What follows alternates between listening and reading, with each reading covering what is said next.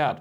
But I mean, when you think of the enormous sweep of American history, all the presidents and all the vagaries of each presidency, this is the first time in American history that such a warrant has been issued by a US court.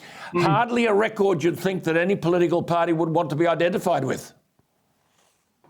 No, not at all. And it's extraordinary, actually. I mean, the Trump presidency in its own right was extraordinary, but the great attack on Trump from the Democrats was that Trump himself was a great threat to the Constitution and to American democracy, but it was the closest thing they'd ever had to a tyrant. Yes.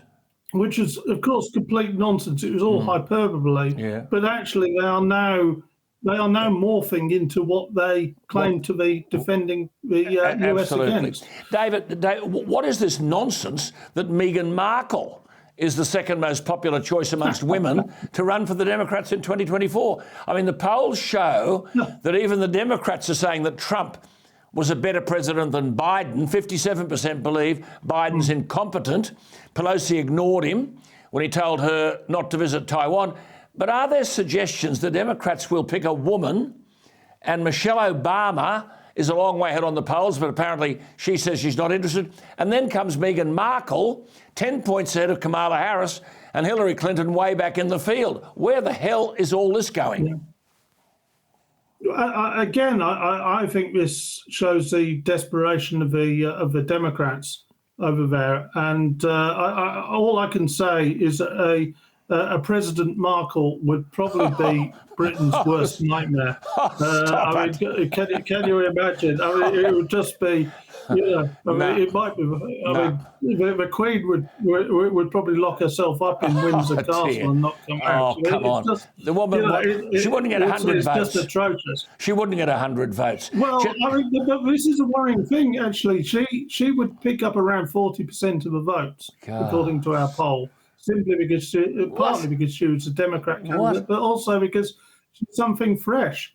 Fresh and dumb. Yeah. We've actually got a poll question going into British voters this week, asking them what would be worse, President Trump or President Markle. If that's not wrong.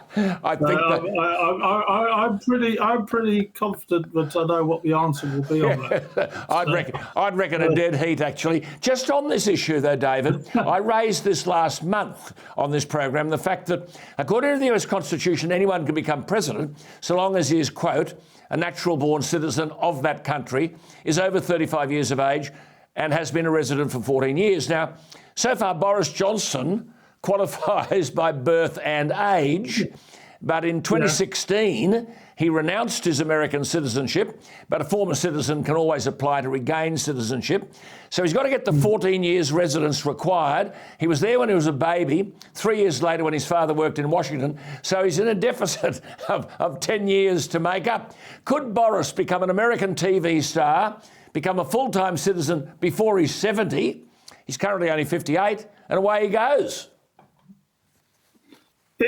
Anything in this world seems possible at the moment, and certainly when it comes to Boris. I mean, the whole Boris saga is so extraordinary that I could actually honestly believe it. I mean, all I can say is, again, referring back to that poll for us from America, is that he's a clear favourite amongst foreign leaders as an alternative US president. I mean, he's a long, long way ahead of Macron, and it's who's in second place, and actually only just beats Putin, which is a bit worrying. But it's, I mean, I could see it. I mean, he has a sense of destiny, and it would certainly fulfill that sense of destiny. I mean, imagine it, the first British Prime Minister, then US President. Amazing. I mean,